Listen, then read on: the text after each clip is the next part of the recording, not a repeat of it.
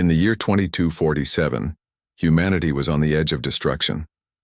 Earth, once a vibrant and thriving planet, had been reduced to a barren wasteland. Centuries of unchecked pollution, resource depletion, and climate disasters had left it uninhabitable. The skies were filled with thick clouds of ash, oceans had turned acidic, and vast stretches of land were scorched beyond recovery. Humanity's survival depended entirely on one last desperate plan, a massive spacecraft called the Odyssey. This colossal vessel was designed to carry thousands of people into deep space in search of a new home among the stars. The Odyssey wasn't just any spaceship.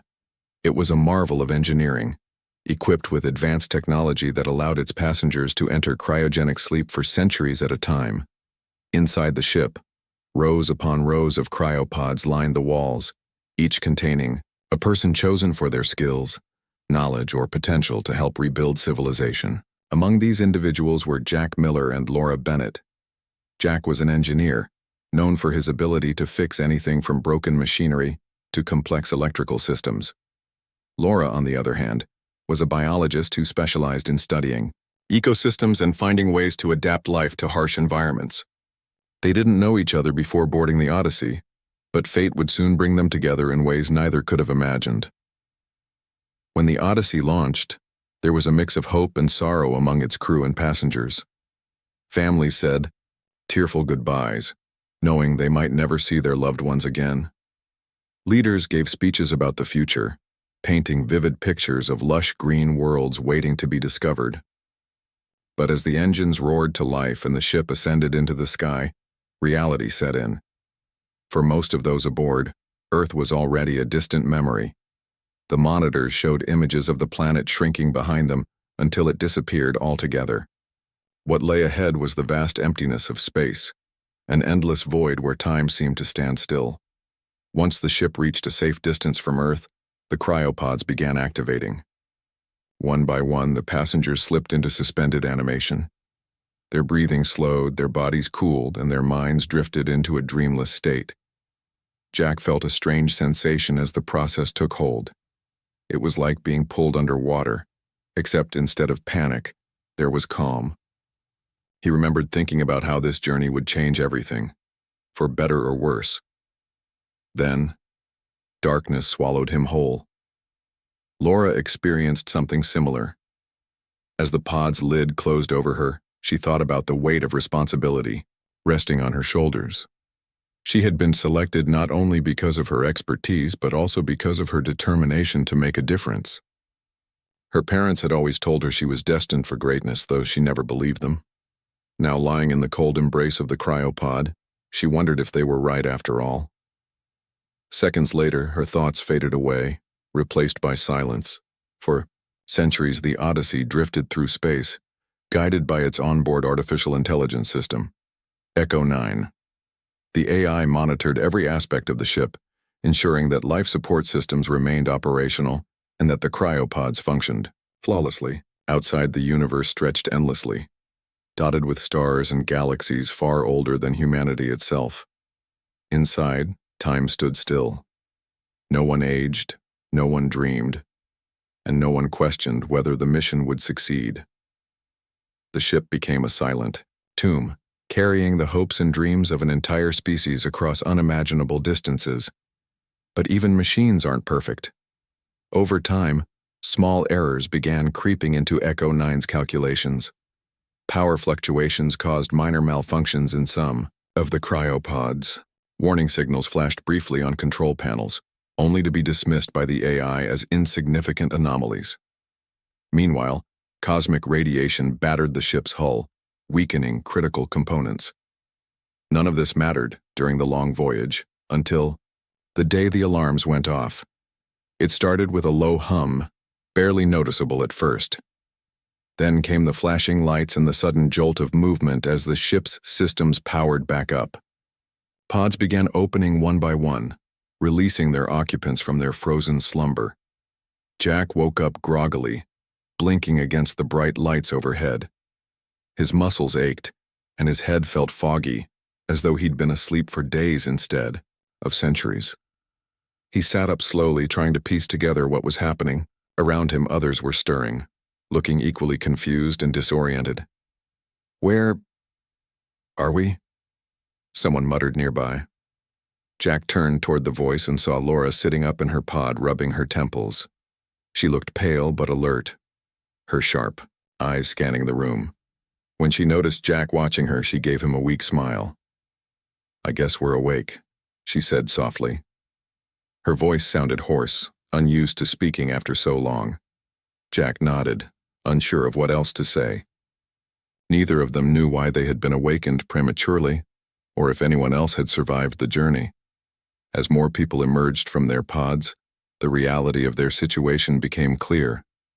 Many of the cryopods had failed, leaving only a fraction of the original passengers alive.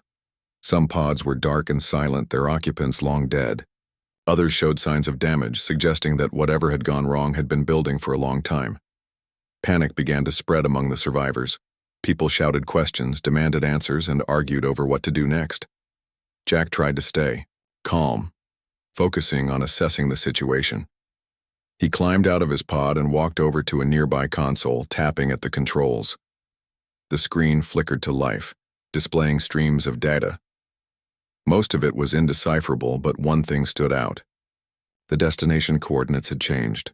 Instead of heading toward a barren planet designated as Elysium Prime, the ship was now orbiting an entirely different world, one that hadn't existed in their original plans. "What does this mean?" Laura asked, appearing beside him. She had joined him without hesitation, her scientific curiosity overriding her fear. Jack shook his head, frowning. "I don't know," he admitted. "But something's definitely not right." Outside the viewport, the planet loomed large, its surface covered in dense forests and shimmering lakes. Towering structures made of crystal-like material reflected sunlight, creating dazzling patterns across the landscape. It was beautiful, too beautiful to be natural. And yet, there was an unsettling feeling in the air, as if the planet itself was watching them. "This can't be coincidence," Laura whispered, staring at the view. "Something or someone changed our course." Jack nodded, his mind racing. If they wanted answers, they would have to leave the safety of the Odyssey and step onto the mysterious world below. But doing so came with risks they couldn't fully understand. Whatever awaited them down there, one thing was certain. Humanity's fate now hung in the balance. Jack and Laura stood in front of the viewport, their eyes fixed on the strange planet below. The sight was breathtaking. Rolling hills covered in vibrant greenery, rivers that sparkled like liquid silver under the sunlight, and towering crystalline structures scattered across the landscape. It was unlike anything they had ever seen or imagined, but the beauty of it didn't erase the unease gnawing at their minds. Something about this place felt off. The survivors gathered around them, murmuring among themselves. Some were excited, pointing out how perfect the planet seemed for colonization. Others were skeptical, voicing their fears about what might be waiting for them down there. Daniel Carter, a former soldier with a no-nonsense attitude, stepped forward. His broad shoulders and stern expression made him stand out even in the chaos. "We need to figure out what's going on," Daniel said firmly. "This isn't part of the plan. Why did we wake up early?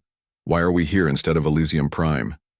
His words silenced the crowd momentarily. Everyone turned to Jack, who was still staring at the data on the console. He knew he didn't have all the answers, but someone had to take charge. Taking a deep breath, he turned to face the group. "Echo 9 isn't giving us much information," Jack explained. "But from what I can see, the ship's systems malfunctioned. Our destination coordinates changed while we were asleep. This planet, it wasn't supposed to be here." "That doesn't make sense," Rachel Monroe interjected.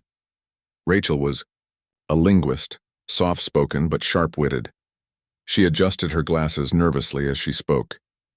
"Planets don't just appear out of nowhere. Someone or something must have altered our course."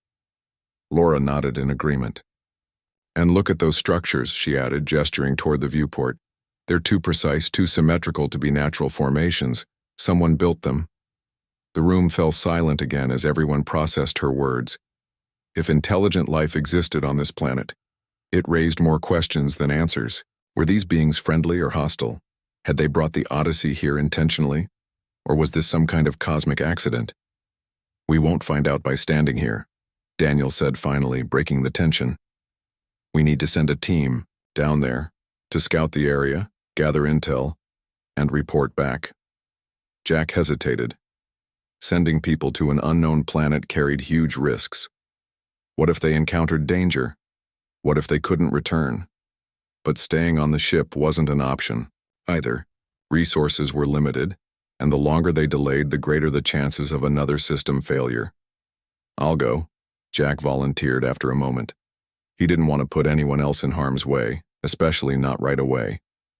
Besides, his engineering skills might come in handy if they needed to repair equipment or analyze alien technology. I'm coming too, Laura said quickly. Her tone left no room for argument. If there's life down there, and I think there is, we'll need someone who understands biology. We don't know what kind of organisms we might encounter. Daniel crossed his arms. I'm joining. You. If things get messy, we'll need someone who knows how to handle weapons. Though his voice was gruff, there was a hint of concern beneath it. He wasn't suggesting this lightly. He genuinely wanted to protect the others. Rachel raised her hand timidly. I should come as well. If we meet intelligent beings, communication will be key. I may not speak their language yet, but I can try to learn. Jack looked at each of them, weighing the decision.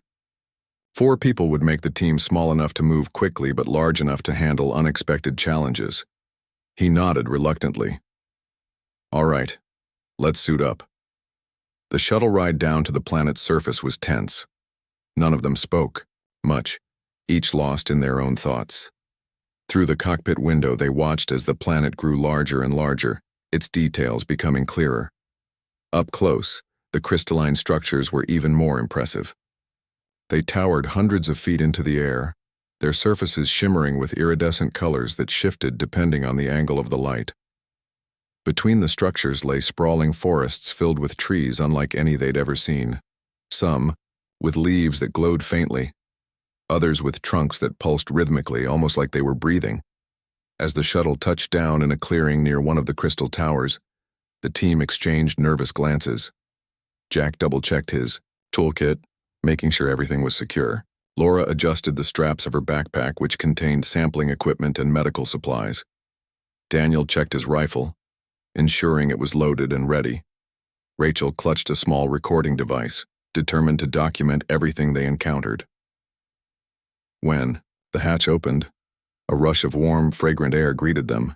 It smelled sweet, like flowers mixed with something metallic. The ground beneath their boots was soft, covered in moss-like vegetation that glowed faintly in the dim light. Strange bird-like creatures flitted between the trees, their wings leaving trails of sparkling dust. Everything seemed alive, buzzing with energy. This place, Laura whispered, her voice filled with awe. It's incredible. Incredible doesn't mean safe, Daniel reminded her gruffly. He scanned the area, his finger resting lightly on the trigger of his rifle. Stay alert. They began moving cautiously toward the nearest crystal structure.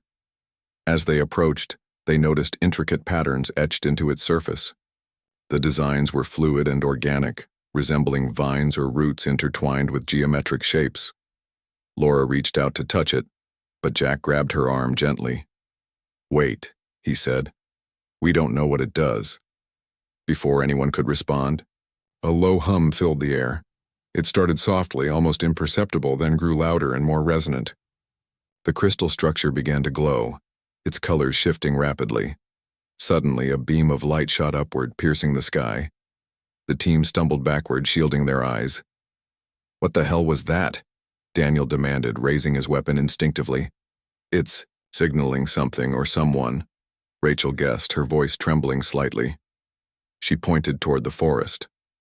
Emerging from the shadows were tall, translucent figures. Their bodies shimmered like liquid glass, and their movements were smooth and deliberate. Bioluminescent patterns danced across their skin, pulsating in time with the hum that still echoed around them.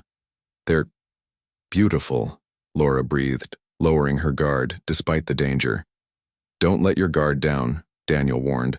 though his grip on the rifle loosened slightly. Even he couldn't deny the surreal beauty of the beings before them. One of the figures stepped closer, extending a limb that resembled a hand. Its movements were slow and deliberate, as if trying to convey trust. Rachel took a hesitant step forward, holding up her recording device. "Hello?" she called out softly. "Can you understand me?" The creature tilted its head, its glowing patterns shifting rapidly. Then, without warning, a sound emerged. Not quite speech, but a series of melodic tones that vibrated through the air. It felt almost musical, soothing yet foreign. "I think it's trying to communicate," Rachel said excitedly. She pressed a button on her device, capturing the sounds. "If I can analyze these frequencies, maybe I can translate them." Jack kept his distance, watching the exchange warily. "Be careful," he muttered. "We don't know what they're capable of."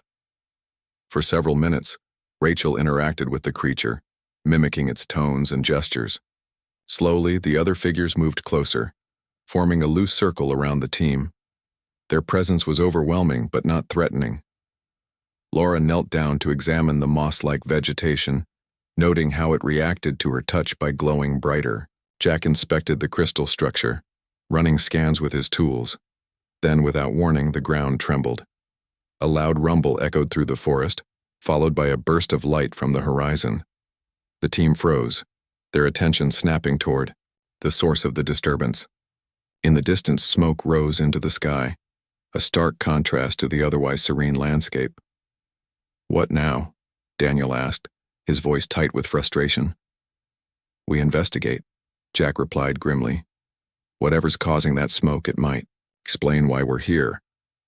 With the mysterious beings trailing behind them, the team set off toward the rising plume, stepping deeper into the unknown.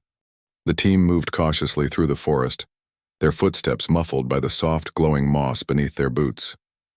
The strange bird-like creatures darted overhead, their wings leaving trails of sparkling dust that lingered in the air like fireflies. Despite the beauty surrounding them, tension hung heavy over the group. The smoke rising in the distance was a constant reminder that something was wrong, something they couldn't ignore. As they walked, the towering crystalline structures became more frequent, casting long, shimmering shadows across the landscape. Laura occasionally paused to examine plants or collect samples, her curiosity outweighing her fear. Jack stayed close to her, keeping an eye on both the environment and the translucent beings following them. Daniel kept his rifle at the ready, scanning every shadow and movement for potential threats. Rachel, meanwhile, continued trying to communicate with the aliens, mimicking their melodic tones and gestures whenever they made contact. "They're not attacking us," Rachel said after another exchange with one of the creatures. "I think they're trying to help, or lead us into a trap," Daniel muttered under his breath. He didn't trust the situation, and his instincts told him to stay alert. Still, he couldn't deny that the beings seemed peaceful. For now. Jack glanced back at the aliens. They moved gracefully, their bioluminescent patterns shifting in response to their surroundings. It was hard to tell whether they were guiding the team toward the source of the smoke or simply accompanying them out of curiosity. Either way, they weren't hostile. At least, not yet. After what felt like hours of walking, the forest began to thin out. Ahead, the trees gave way to a wide clearing where the source of the smoke became clear. A massive crater scarred the earth, its edges jagged and blackened. At the center of the crater lay the remains of some kind of machine, a twisted heap of metal and wires partially melted and charred. Surrounding it were smaller fragments scattered across the ground, as if the device had exploded violently. "What is this?" Laura asked, stepping closer to the edge of the crater. Her voice was filled with awe and confusion. "It looks advanced. More advanced than anything we've ever built." Jack joined her, studying the wreckage carefully. "It's not ours," he said after a moment. "This tech doesn't match anything on the Odyssey. Whoever made this, it's alien." Daniel frowned, his grip tightening on his rifle. "If this thing blew up, does that mean whoever built it is still around? And if so, why haven't we seen them?" Before anyone could answer, one of the translucent beings approached the crater. It extended a limb toward the wreckage, and its glowing patterns began to pulse rapidly. A low hum filled the air, similar to the sound they'd heard earlier when the crystal structure emitted the beam of light. But this time the tone was different, higher-pitched and almost mournful. "It's reacting to the debris," Rachel observed, recording the interaction. "Maybe it recognizes it." Laura knelt down near the edge of the crater, examining a fragment of the destroyed machine. She ran her fingers over its surface cautiously. "This material, I've never seen anything like it. It's warm, even though it's been sitting here for who knows how long." Suddenly, the ground trembled. Again. This time the shaking was stronger, accompanied by a deep rumble that echoed through the clearing. Everyone froze, looking around nervously. From the direction of the forest came a series of sharp, mechanical sounds, metal grinding against metal, followed by the unmistakable whir of machinery powering up. "Get back," Daniel shouted, raising his rifle. He positioned himself between the others and the tree line, his eyes scanning for movement. Out of the shadows emerged a new figure, but it wasn't alive. It was a robot, sleek and angular, with glowing red eyes that locked onto the group instantly.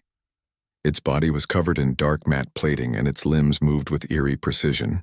Behind it, two more identical robots stepped into view, spreading out to flank the first. "These aren't friendly," Jack said sharply, backing away slowly. "We need to move." But before they could retreat, the translucent beings moved forward, positioning themselves between the humans and the robots. Their glowing patterns shifted rapidly, pulsing in a chaotic rhythm. The lead robot paused, tilting its head slightly as if analyzing the situation. For a brief moment, there was silence. Then everything erupted into chaos. The robots surged forward, their movements swift and aggressive. One of them lunged at the nearest alien, its arm transforming into a blade that slashed through the air. The being dissolved into a cascade of light, vanishing before the attack could connect. Another robot fired a beam of energy from its chest, narrowly missing Jack as he dove behind a rock for cover. "Stay down," Daniel yelled, firing his rifle at the closest robot. The bullets ricocheted harmlessly off its armored plating. "Damn, nothing's working." "We need to find a weakness," Jack shouted back, scrambling to his feet. He grabbed a piece of debris from the crater and hurriedly examined it. "These things are made of the same material as the wrecked machine. If we can overload their system somehow." Laura, crouched beside him, nodded quickly. "Use the tools in my pack. There's a power cell. I think we can rig it to explode." While Jack worked frantically to assemble a makeshift weapon, Laura turned her attention to the translucent beings. They were fighting back against the robots, using bursts of energy that radiated from their bodies. Each blast temporarily disabled a robot, but the machines recovered quickly, their programming seemingly immune to conventional attacks. Rachel, meanwhile, was focused on the communication device she'd been using earlier. "If I can replicate the tones these creatures are making, maybe we can confuse the robots," she exclaimed. She adjusted the settings on her recorder, playing back the melodic frequencies she'd captured during her interactions with the aliens. To everyone's surprise, it worked. When the recorded tones played, the robots hesitated, their movements stuttering as if their systems were glitching. Seizing the opportunity, Jack threw the rigged power cell toward the nearest machine. The explosion sent a shockwave rippling outward, knocking the robots off balance and disintegrating one of them completely. "Yes!" Daniel cheered, reloading his rifle. "That's how we do it." Encouraged by the success, the team regrouped. With the remaining robots distracted by the aliens' energy blasts, Jack and Laura prepared another improvised weapon. This time, they aimed for the central robot, the apparent leader of the group. As soon as Rachel replayed the tones, causing the machines to falter, Jack hurled the second explosive device directly at the target. The resulting detonation was massive, engulfing all three robots in a blinding flash of light. When the smoke cleared, only scorched remnants of their frames remained. The battle was over. Breathing heavily, the team gathered in the center of the clearing. The translucent beings approached them once more, their glowing patterns now steady and calm. One of them extended a limb toward Jack, who hesitated before reaching out to touch it. The moment their hands connected, or rather, passed through each other, a flood of images and sensations overwhelmed him. He saw flashes of a distant past, wars fought between civilizations, planets consumed by destruction, and a race of beings, the Yao Velith, working tirelessly to preserve life wherever they found it. He also saw glimpses of Earth, ravaged by humanity's own mistakes, and the decision to guide the Odyssey to this planet. Finally, he understood. The Velith had saved them, altering their course to bring them here. But the robots, the Kryn, were remnants of a rival faction bent on eradicating life rather than protecting it. When the vision ended, Jack stumbled backward, his mind reeling. "They're not our enemies," he said hoarsely. "They're trying to protect us. Those they're part of something bigger, something dangerous." Laura placed a hand on his shoulder, steadying him. "What did you see?"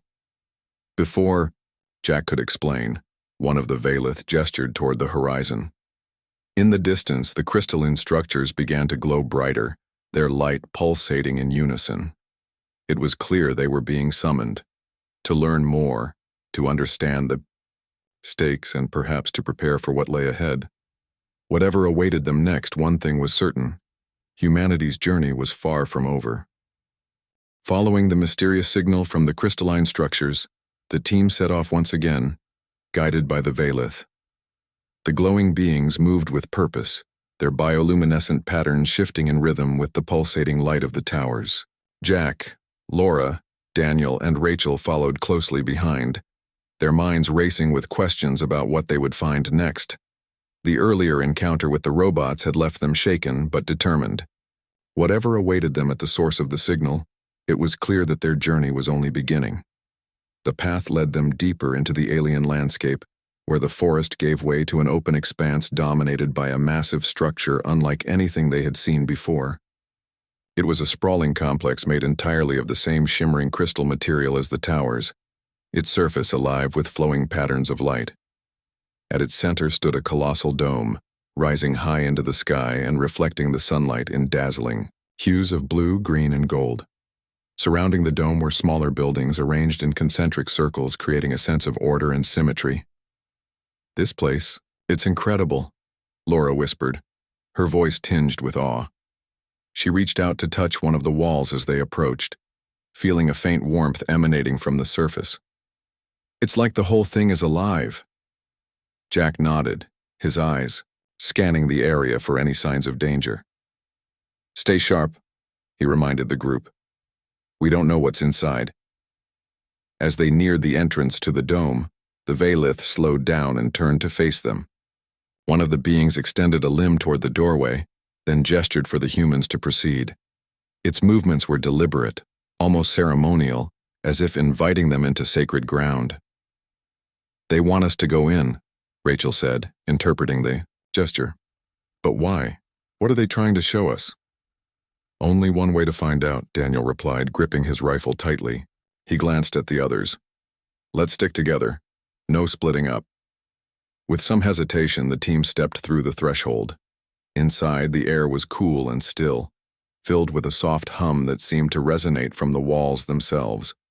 The interior of the dome was vast, far larger than it appeared from the outside. The ceiling arched high above them, supported by columns of crystal that glowed faintly. In the center of the space stood a platform, surrounded by floating orbs of light that pulsed in time with the hum. "What is this place?" Laura asked, her voice echoing slightly in the cavernous chamber. Before anyone could answer, the Velith moved forward, positioning themselves around the platform. Their glowing patterns began to synchronize, creating a mesmerizing display of colors and shapes. Then, without warning, the orbs of light descended, hovering just above the platform. They emitted a series of melodic tones, similar to the ones Rachel had recorded earlier, but more complex and layered. "It's communicating," Rachel realized, pulling out her recording device. "This must be how they share information." As she spoke, images began to form within the orbs, holographic projections that depicted scenes from across the galaxy. The team watched in stunned silence as the history of the Valith unfolded before their eyes. They saw the birth of stars, the formation of planets, and the rise and fall of countless civilizations. Among these images were glimpses of Earth, ancient forests teeming with life, early human settlements, and eventually the devastation wrought by climate collapse. "They've been watching us," Jack murmured, his voice heavy with realization. "For centuries, maybe longer." The projection shifted, showing the Kryn, the robotic enemies they had encountered earlier. These machines were revealed to be part of a rogue faction bent on eradicating organic life, believing it to be inherently destructive and chaotic. The Valith, on the other hand, were dedicated to preserving life wherever possible, intervening when necessary to protect endangered species and ecosystems. "They brought us here," Laura said softly, piecing it together. "They saved us from Earth's destruction because they saw potential in humanity. They believe we can change." "But why now?" Daniel asked, his tone skeptical.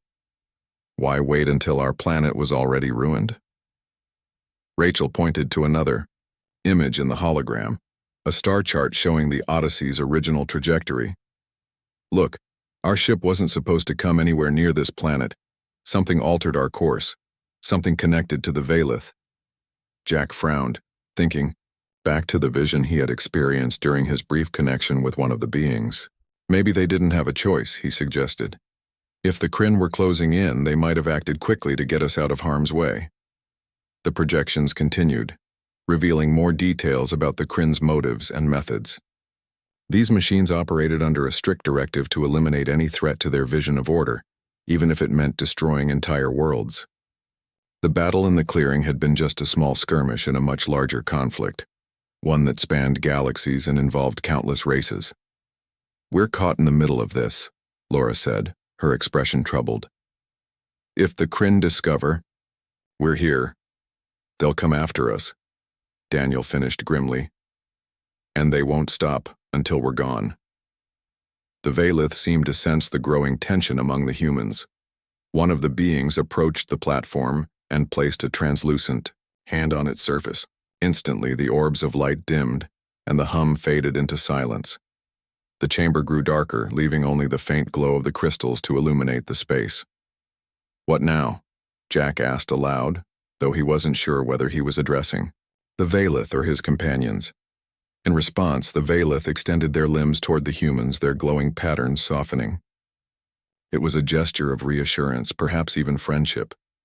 Through their actions, they conveyed a message.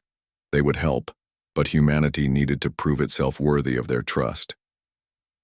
"We need to work with them," Rachel said firmly. "They've given us a chance to start over. We can't waste it." Laura nodded in agreement. "And we need to learn from them. Their technology, their knowledge. It could teach us how to survive and thrive here." Daniel sighed, lowering his rifle slightly. "I still don't like it, but I guess we don't have much of a choice." Jack stepped forward, addressing the Valith directly. "We'll do whatever it takes to earn your trust," he said, hoping his words carried meaning despite the language barrier. "We're not perfect, but we're willing to try."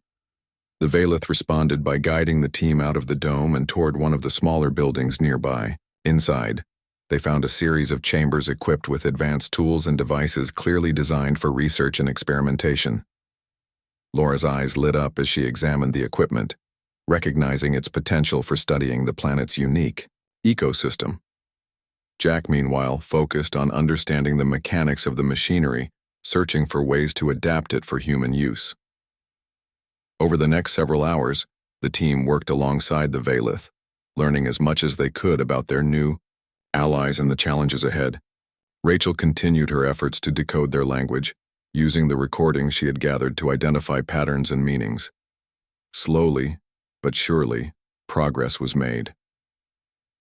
By the time they returned to the shuttle, exhaustion weighed heavily on all of them, but so did hope. For the first time since waking from cryosleep, they felt like they had a purpose. The road ahead would be difficult, fraught with uncertainty and danger, but they weren't alone anymore. As the shuttle lifted off and headed back toward the Odyssey, Jack looked out the window at the planet below. Its beauty was undeniable, but so was its mystery. Whatever lay ahead, one thing was certain: humanity's future depended on their ability to adapt, cooperate, and persevere. And for the first time in a long while, Jack believed they might actually have a chance. When the shuttle docked with the Odyssey, the team was greeted by anxious faces. The survivors who had stayed behind were eager for news, their expressions a mix of hope and fear. Jack, Laura, Daniel, and Rachel disembarked slowly, their minds still processing everything they had seen and learned on the planet below. They knew they couldn't keep the truth hidden, not when humanity's survival depended on understanding the stakes. Jack took a deep breath before addressing the crowd. "Listen up," he began, his voice steady despite the weight of what he was about to say. "We've found something down there, something important, but it's not just about us anymore." He paused, letting his words sink in. Laura stepped forward, her tone calm but urgent. "The planet is inhabited by beings called the Veilith. They're different from anything we've ever encountered. They saved us, brought us here because they believe we can change. But we're not alone out here. There's another group, the Kryn, machines that see life as a threat. They attacked us earlier and they won't stop coming." A murmur rippled through the crowd. Some people looked skeptical, others terrified. Daniel raised his hand to silence them. "This isn't just some story," he said firmly. "We fought those things ourselves. If we don't figure out how to protect ourselves and work with the Veilith, we're finished." Rachel nodded, holding up her recording device. "But there's good news too. The Veilith are willing to help us. They've shown us their technology, their knowledge. We can use it to survive if we're smart about it." For a moment, no one spoke. The enormity of the situation hung heavy in the air. Humanity wasn't just fighting for its future. It was being asked to prove itself worthy of a second chance. Finally, someone in the crowd shouted, "What do we need to do?" That question sparked a flurry of activity. Over the next few days, the survivors worked tirelessly to prepare for life on the alien planet. Under Jack's guidance, teams began repairing and modifying equipment salvaged from the Odyssey. Laura led efforts to study the samples she had collected, analyzing the unique properties of the planet's flora and fauna. Daniel organized a security detail, training volunteers to defend against potential attacks from the Kryn, and Rachel continued decoding the Veilith's language, piecing together fragments of their communication patterns. Meanwhile, frequent trips were made to the surface, where the humans collaborated closely with the Veilith. These interactions grew more fluid over time, thanks to Rachel's progress in translating their melodic tones.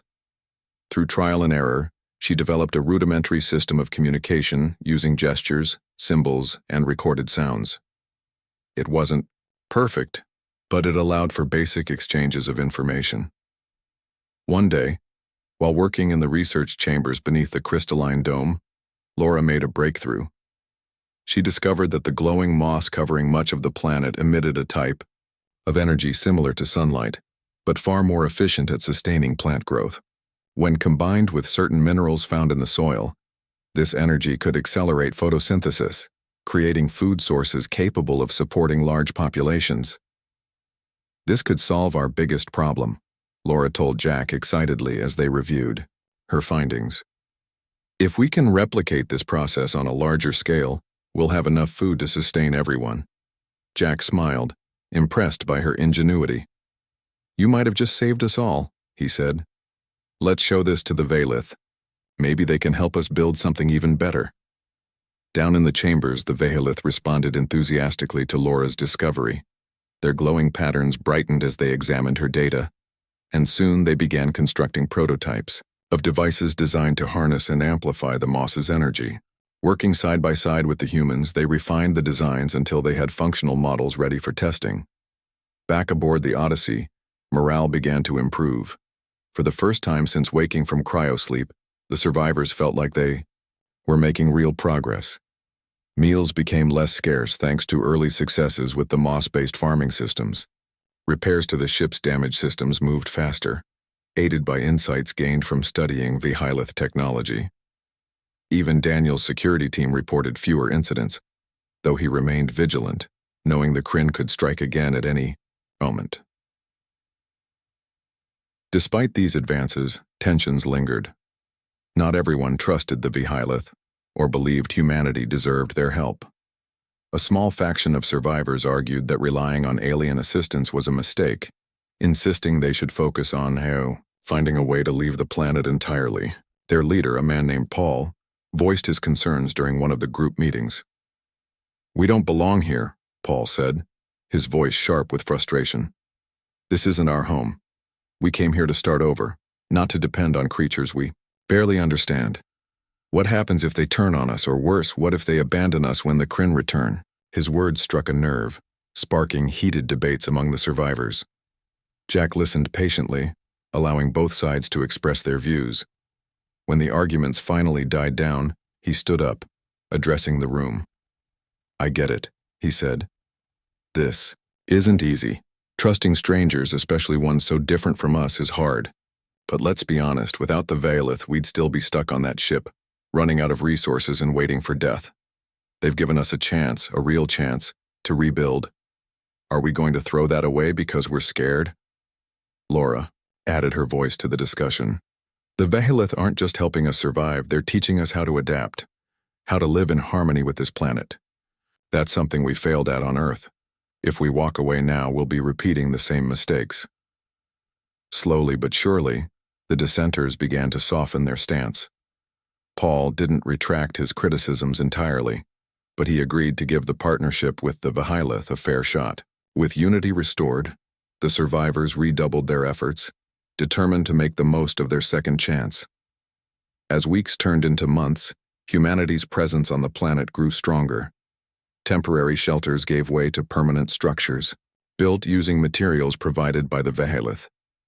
Crops flourished under the glow of the moss-based energy systems, ensuring a steady food supply. Children born aboard the Odyssey took their first steps on solid ground, their laughter echoing through the settlement. But peace never lasts forever. It started with subtle signs. A shift in the planet's weather patterns, strange disturbances in the forest, and an increase in the frequency of the Vihylith's warning signals. Then came the sightings, distant flashes of light on the horizon accompanied by the faint hum of machinery. The Kryn were back. Jack gathered the leadership team in the central hub of the settlement. "We knew this day would come," he said, grimly. "The Vihylith warned us the Kryn wouldn't stop until they wiped us out. Now it's happening." "What's the plan?" Daniel asked, his hand resting on the hilt of his weapon. "We fight," Jack replied without hesitation, "but not like before. This time we use everything we've learned from the Vihylith, from each other. We stand together." The battle that followed was unlike anything they had faced before. The Kryn descended in greater numbers, their machines more advanced and relentless than ever. But humanity was ready. Armed with weapons adapted from Vihylith technology and fortified by their newfound resilience, the settlers held their ground. Side by side with the glowing beings, they fought to protect their fragile new home. In the end, victory came at a cost. Buildings were reduced to rubble, fields scorched, and lives lost. Yet amidst the destruction, hope endured. Together, humans and Vihylith had proven that cooperation could overcome even the fiercest adversaries. As the dust settled, Jack stood atop a hill overlooking the settlement. Behind him, survivors worked tirelessly to rebuild, their determination unwavering. Before him stretched the vast, shimmering expanse of the alien world, a testament to the possibilities of a brighter future. For the first time in centuries, humanity dared to dream again. And this time, they weren't alone.